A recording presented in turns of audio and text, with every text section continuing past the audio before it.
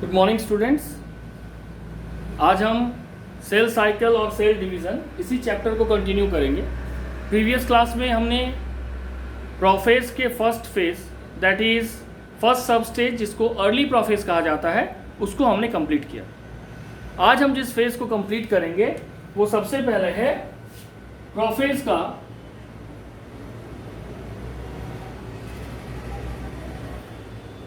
Second phase that is mid prophase. Mid prophase. अब यहां पे क्वेश्चन है कि मिड प्रोफेज में क्या क्या इंस्टांसेस होते हैं, ठीक है। नाउ फर्स्ट जो होता है वो है कि chromosome shift towards the periphery और न्यूक्लियर एनवेलप। क्रोमोसोम जो है, chromosome shifts towards the periphery or nuclear envelope, that is nuclear membrane, ठीक है। मतलब जो क्रोमोसोम है वो सेल के पेरीफेरी में तुम्हारा ट्रांसफर हो जाता है। जैसे ये मेरा पूरा बोर्ड मान लो ये सेंट्रल पोजीशन है, तो इसका चारों जो कोना है ये पेरीफेरी हो गया, ठीक है। क्या बोल सकते हैं कि वो न्यूक्लियर इन्वेलप की तरफ मुड़ जाता है, ठीक है। As to leave a clear central space, और बीच में क्लियर सेंट्रल स्पेस छोड़ देता है। सेकेंड में क्या होता है कि जो क्रोमोसोम ऑलरेडी प्रोफेज में बना अर्ली प्रोफेज में, मिड प्रोफेज में वो दोबारा कंडेंस्ड करता है, इट अंडरगो शॉर्टेनिंग एंड थिकेनिंग, जिसके कारण जो क्रोमोसोम का एक पर्टिकुलर शेप और पर्टिकुलर साइज बन जाता है। और क्रोमोसोम का जो साइज है वो मिड अर्ली प्रोफेज के तुलना में मिड प्रोफेज के क्रोमोसोम का साइज 1/25 हो जाता है, ठीक है। तो नेक्स्ट लिखेंगे simultaneously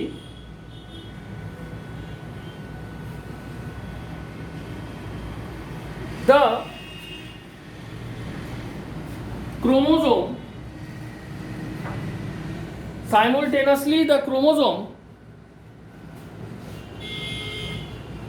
shorten and thicken. Simultaneously the chromosome shorten and thicken further to assume a particular और जिसको हम बोल सकते हैं characteristic shape and size, characteristic shape and size, ठीक है। The size of the mid prophase chromosome, ठीक है, is 1/25 of the chromosome of early prophase.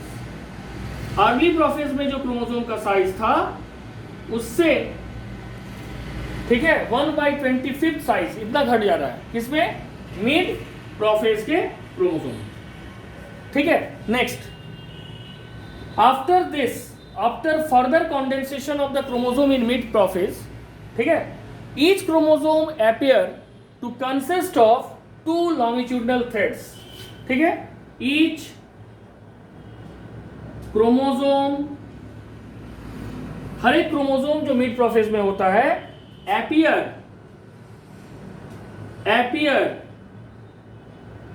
to consist of 2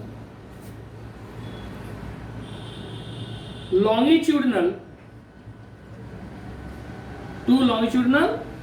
thread like thread like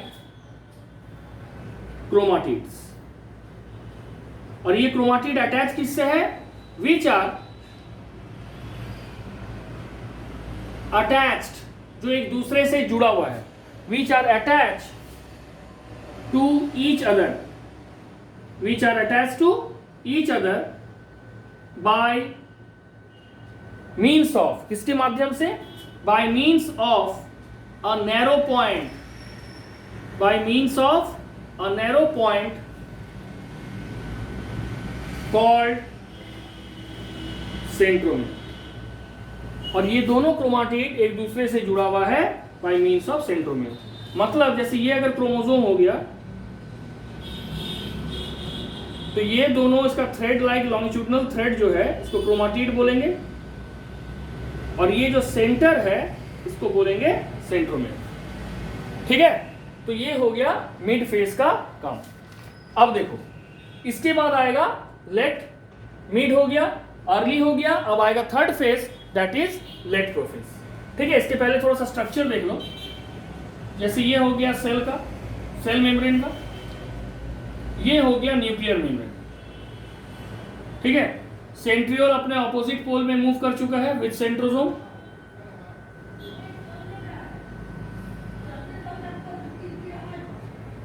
ठीक है, और क्रोमोसोम जो है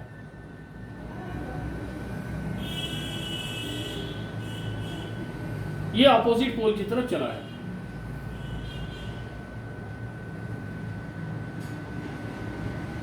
ठीक है, टुवर्ड्स द पेरिफेरी। तो सेंट्रल फेज क्या हो गया? पूरी तरह से फ्री हो गया। ठीक है, अब हम लोग नेक्स्ट फेज में जाएंगे that is late prophase.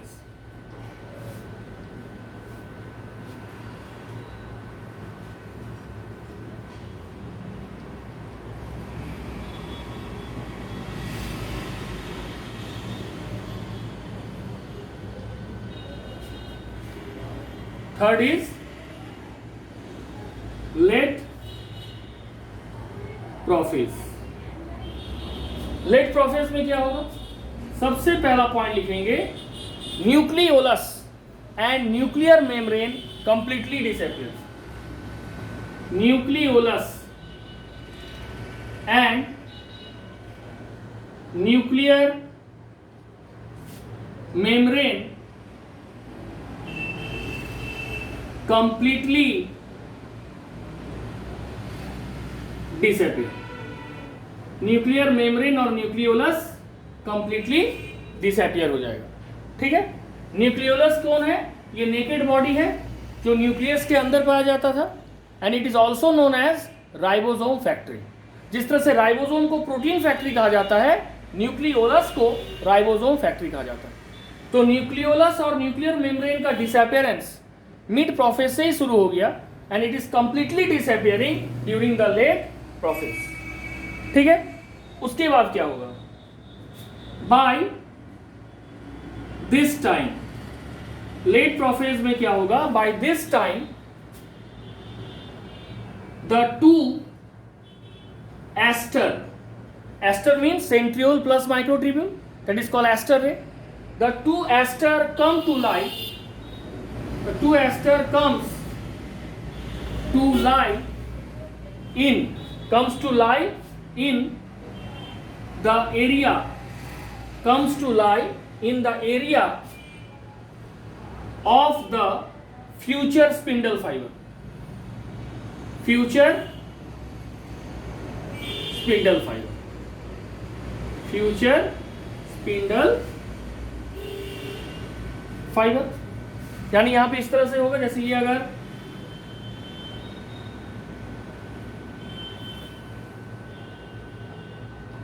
Animal cell है, ठीक है, तो ये सेंट्रोसोम आ गया,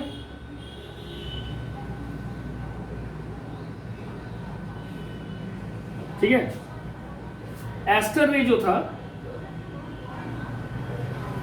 दे are start to form spindle fibre.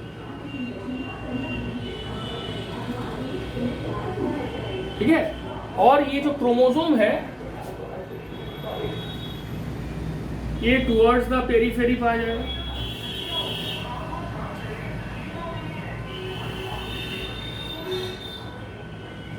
ठीक है, कोने में पाया गया सेल का, सेंट्रल पोजीशन को फ्री रखा, ठीक है। And the chromosome fibre are attach to the centromere, किससे जुड़ा हुआ है, सेंट्रोमियर से जुड़ा हुआ है। अब इस लेट प्रोफेज के दौरान समथिंग, कुछ ऐसे पॉइंट्स है जो नोटेबल है and that is very useful for NEET. वो क्या क्या है देखो।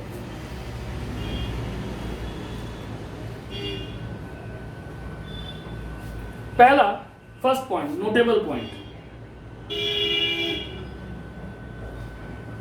फर्स्ट पॉइंट क्या है, the cell division, the cell division in which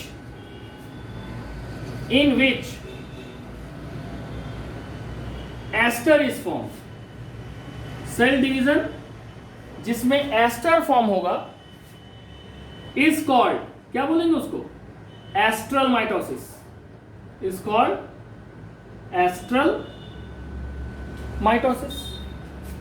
astral mitosis का एग्जांपल क्या है, animals and lower plants.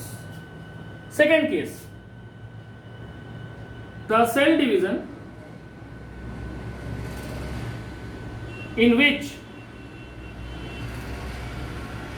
esters are not formed, in which ester are not formed, जहां पे एस्टर बनता ही नहीं, उसको क्या बोलेंगे, एनेस्ट्रल माइटोसिस, ठीक है, called anastral mitosis। इसका एग्जांपल क्या होगा, हायर प्लांट्स, एस्ट्रल का लोअर प्लांट्स और एनेस्ट्रल का higher plants.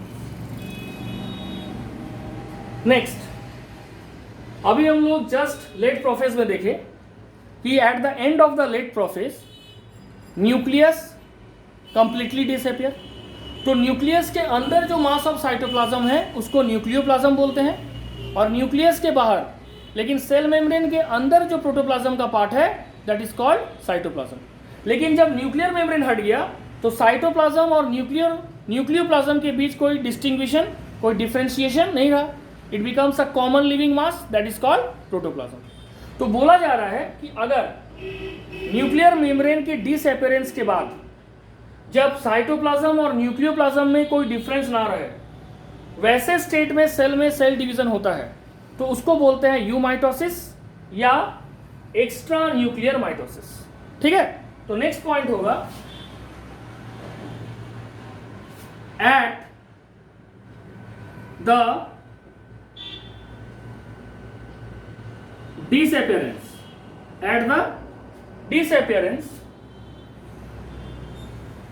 of nuclear membrane, at the disappearance of nuclear membrane, there is no difference, there is no difference between, there is no difference between cytoplasm and nucleoplasm. Cytoplasm और nucleoplasm के बीच कोई difference नहीं है, कब, जब disappearance हो गया nuclear membrane का, ठीक है। सच माइटोसिस को क्या कहेंगे, सच mitosis is called यूमाइटोसिस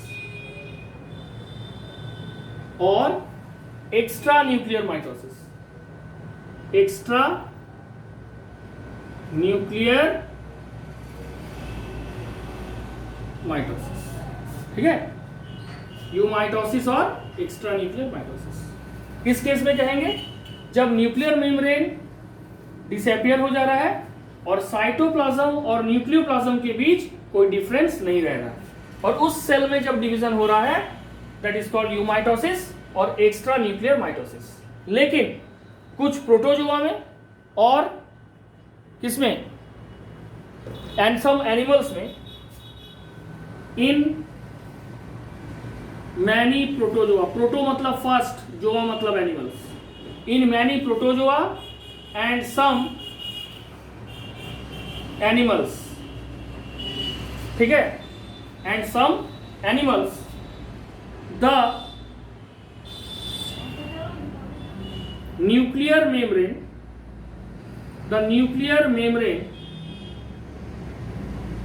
remain intact.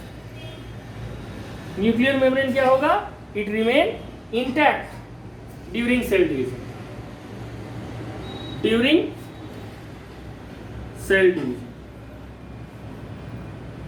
ठीक है। सेल डिवीजन के दौरान भी न्यूक्लियर मेम्ब्रेन इंटैक्ट रह रहा है, एज इट इज रह रहा है, ये डिसअपियर नहीं कर रहा है। ऐसे माइटोसिस को क्या बोलेंगे? दिस माइटोसिस इज कॉल्ड क्या? Intracellular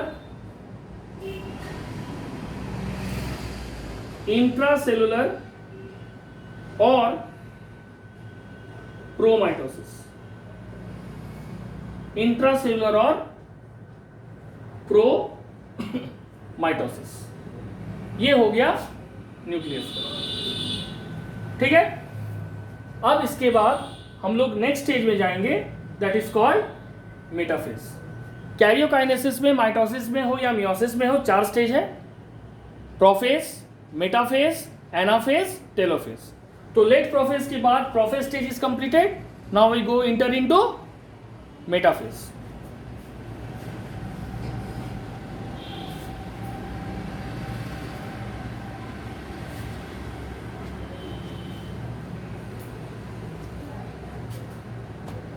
metaphase,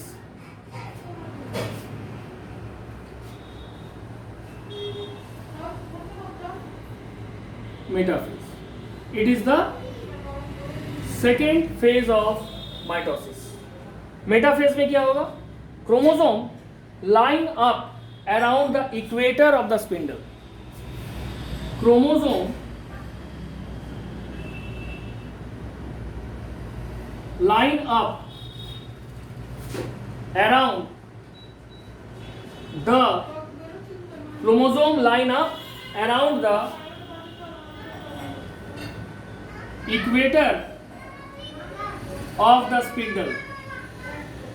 around the equator of the spindle, okay, chromosome line up around the equator of the spindle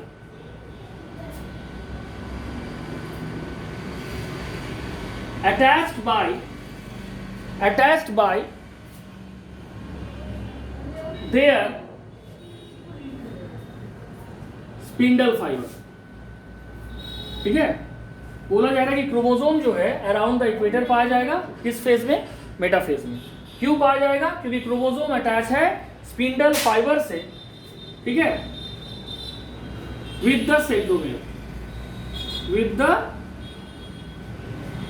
centromere. अब यहां पे सोचने वाली बात है कि लेट प्रोफेज तक क्रोमोसोम पेरिफेरी में था और मेटाफेज में क्रोमोसोम सेंट्रल पोजीशन में आ गया। हाउ दिस इज हैपनिंग, ये कैसे हुआ? तो इसका डेफिनेशन है, the phenomenon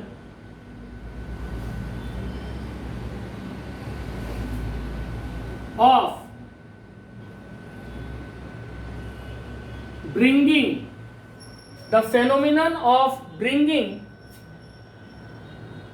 the chromosome, the phenomenon of bringing the chromosome on the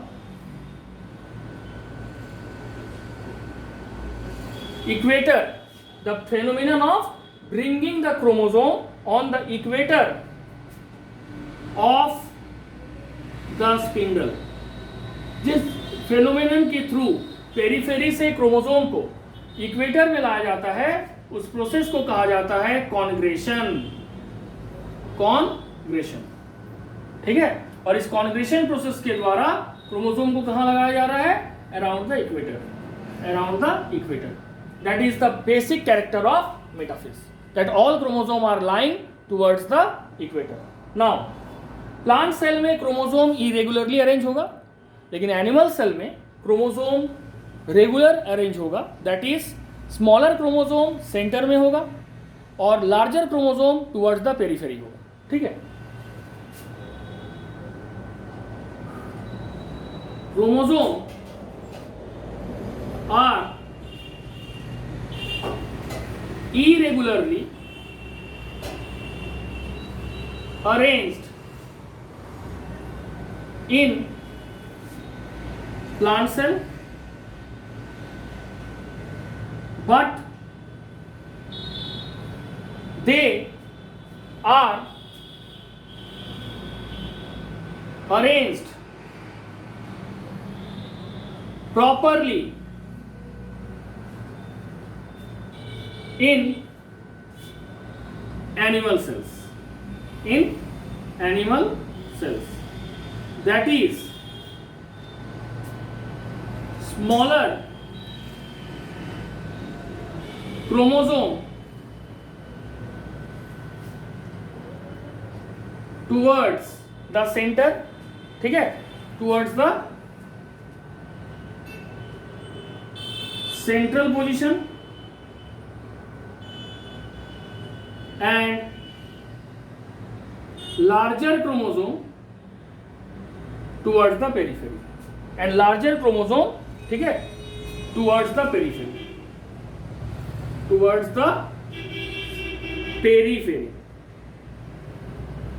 ये कहां पे हो रहा है? Animal cell. एनिमल सेल में मेटाफेज स्टेज में क्रोमोसोम अरेंज्ड है प्रॉपरली। कैसे अरेंज है? स्मॉलर क्रोमोसोम सेंट्रल पोजीशन में और लार्जर क्रोमोसोम कहां पे अरेंज है? पेरीफेरी में, ठीक है। अब क्या है? No RNA synthesis is seen during metaphase. Metaphase के दौरान कोई आरएनए का सिंथेसिस नहीं होता है।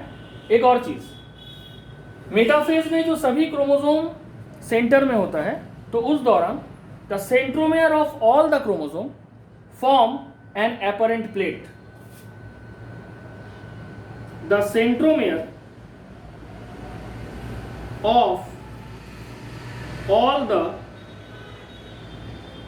chromosome क्या फॉर्म करता है?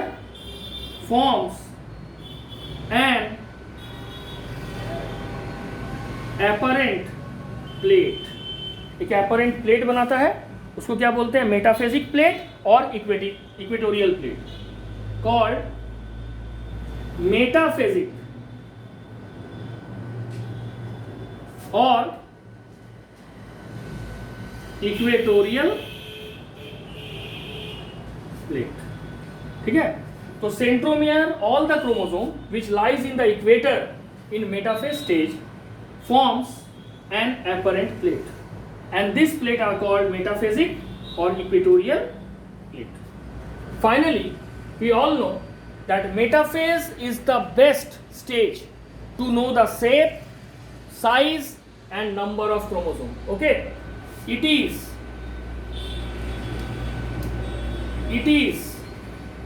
the best stage to know the shape, size and number of chromosome, ठीक है। ये हो गया मेटाफेज का character. It is the best stage to know the shape, size and number of chromosome. That is the character of metaphase, which is the second phase of mitosis. Now let's come to the third phase, that is called anaphase.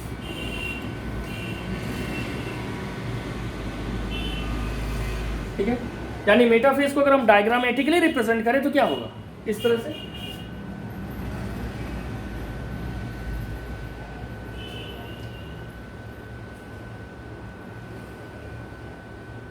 Centrosome,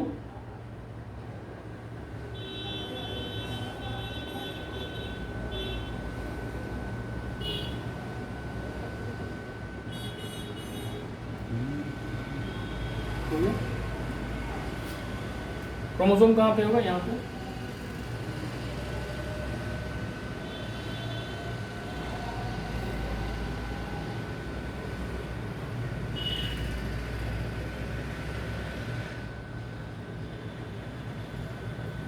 ये हो गया metaphase. All the chromosome are locating near the equator. ठीक है, metaphase के बाद हम क्या बोलेंगे? एनाफेज। ठीक है, ये जो बना ये स्पिंडल फाइबर है। अब आ जा एनाफेज। एनाफेज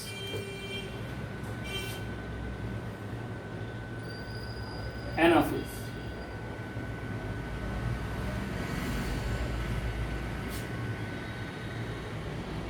एनाफेज में क्या होगा? The centromere of each chromosome divides into two. The centromere of each chromosome, हर एक क्रोमोसोम पेयर का जो सेंट्रोमेयर है, ठीक है, the centromere of each chromosome divides into two. ये सेंट्रोमेयर दो भाग में डिवाइड हो जाएगा so that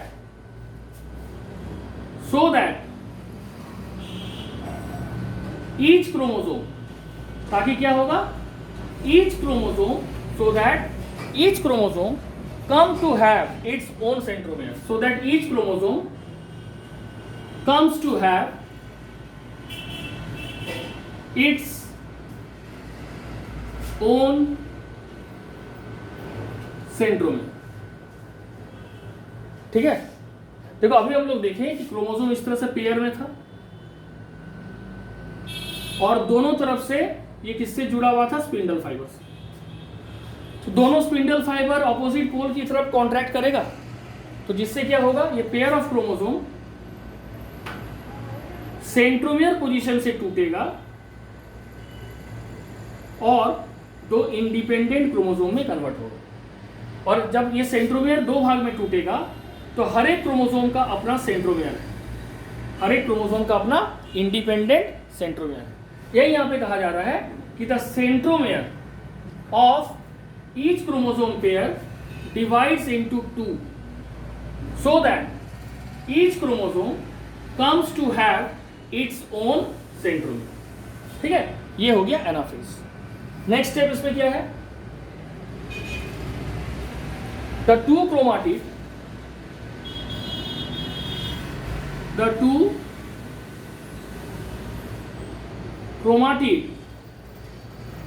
now starts to repel each other। जैसे ही सेंट्रोमियर ब्रेक किया, दोनों क्रोमाटिड इंडिपेंडेंट क्रोमोसोम का, जो क्रोमोसोम एक साथ था, अब दोनों एक दूसरे को रिपेल करेगा, starts to repel each other. और जब रिपेल करेगा, they completely separate from each other, repel each other and separates completely. और ये सेपरेट क्या करेगा? It separates completely to become it separates completely to become daughter chromosome, to become daughter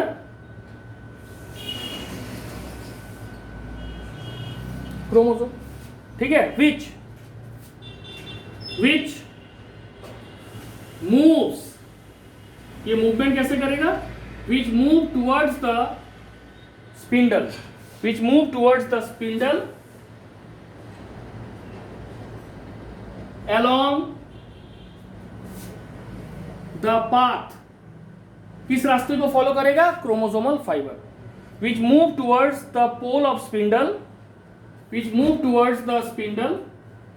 ठीक है, the pole of spindle लिख दो, pole of spindle along the path of chromosomal fibre. लेकिन ये इंडिपेंडेंट क्रोमोसोम होने के बावजूद, after forming a independent chromosome, still they remain connected. ये दोनों क्रोमोसोम फिर भी कनेक्टेड है, and that is called interzonal fibre. ठीक है, this independent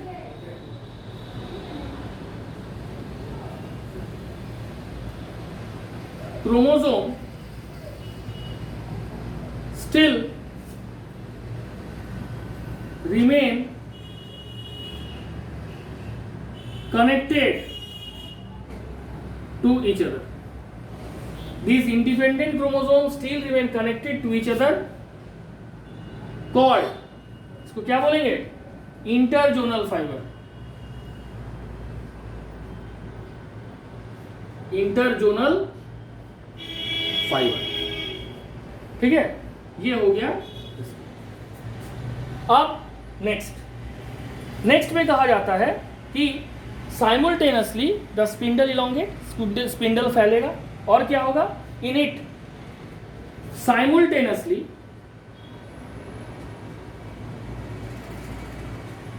the spindle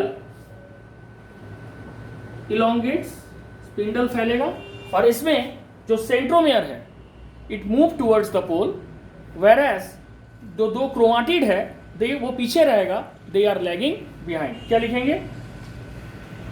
in it the centromere, centromere क्या करेगा? The centromere leads the path while the centromere leads the path while क्या? While the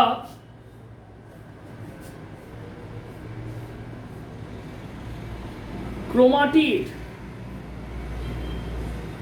lagging behind, chromatid पीछे की तरफ रहेगा, lagging behind. ठीक है, एज अ रिजल्ट क्या होगा? As a result, chromosome appear in the shape of, chromosome किस किस शेप में दिखेगा? V, I, L, J shape. ये 4 शेप पे दिखेगा क्रोमोसोम. V, I, L और J, इसमें सबसे कॉमन होगा V शेप्ड. ठीक है, अब कहा जाता है कि at the end of metaphase, anaphase जब एंड होगा ना तो ऑलरेडी 2 ग्रुप ऑफ क्रोमोसोम बन चुका है जो अलग अलग पोल में है, attach to the spindle fibre. ठीक है, इसको हम बनाते हैं. देखो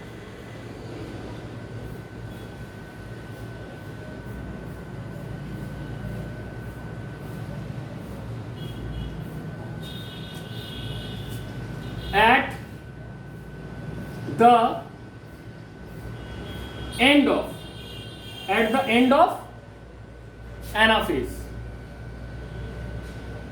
end of anaphase, क्या होता है? 2 groups of chromosome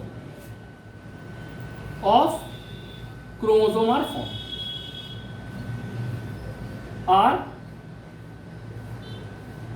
formed, one at each pole of the spindle fiber, one at each pole of the spindle fiber. अब क्या होगा? the chromosome fiber disappear while the spindle apparatus persist. The chromosome fiber disappear while the spindle apparatus सिर्फ chromosome fibre disappear होगा, बाकी जो interzonal fibre है, continuous fibre है, वो स्पिंडल एपरेटस है, जिसको स्पिंडल एपरेटस बोलते हैं, परसिस्ट, ये रहेगा. परसिस्ट, ठीक है, फॉर सम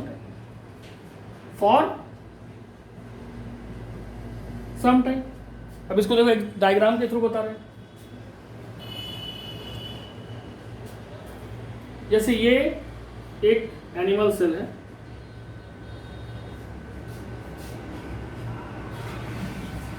तो ये हो गया सेंट्रोसोम.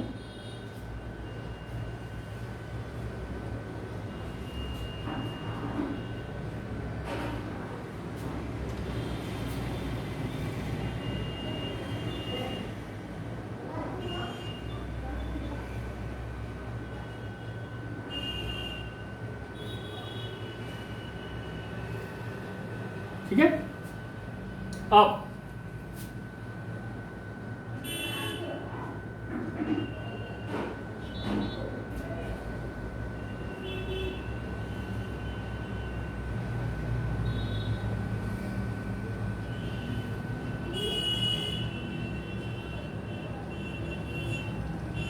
टुवर्ड्स द ऑपोजिट पोल है। क्रोमोसोम के ऊपर ये जो फाइबर है, स्पिंडल फाइबर, इसको कहा जाता है क्रोमोसोमल फाइबर। Chromosomal fibre. और दोनों क्रोमोसोम के बीच ये जो कनेक्टेड फाइबर है, इसको कहा गया इंटरजोनल फाइबर। Interzonal fibre. और ये जो स्पिंडल फाइबर कंटिन्यूअस है, इसको कहा गया कंटिन्यूअस फाइबर। तो एनाफेज के लास्ट में ये क्रोमोसोम फाइबर डिजेनरेट कर जाएगा। अब बोला जा रहा है कि एनाफेज जो है, it is the shortest phase of the cell cycle. अगर माइटोसिस में चारों फेज को देखें, prophase, metaphase, anaphase and telophase, तो anaphase is the shortest of all the 4 phases of mitosis. Next, all the chromosome in a cell are moved towards the opposite pole in anaphase except the sex chromosome. Sex chromosome means X and Y chromosome. अगर female है तो दोनों X होगा, अगर mail है तो X और Y होगा. They will not move till now to the opposite chromosome. Now, most accepted view जो है कि क्रोमोसोम, ठीक है, towards the opposite pole कैसे जाता है, इसका कारण है shortening of spindle fiber. Main कारण क्या है? शॉर्टेनिंग ऑफ स्पिंडल फाइबर। तो अब क्वेश्चन है कि शॉर्टेनिंग ऑफ स्पिंडल फाइबर क्यों होगा? Shortening is of spindle fibre occur due to slow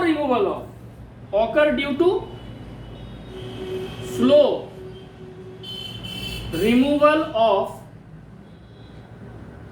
proteinaceous monomer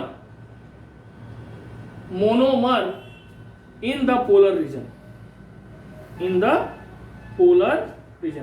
दोनों पोल के तरफ जब स्पिंडल फाइबर से स्लोली रिमूव कर रहा है क्या, प्रोटीनेशियस मोनोमर, तो स्पिंडल फाइबर शॉर्ट हो रहा है, और जिसके कारण ये बहुत तेजी से कॉन्ट्रैक्ट कर रहा है और ये single independent chromosome towards the opposite pole move कर रहा है। That is the main reason of chromosome towards the opposite pole. Okay, that's all for today. Thank you.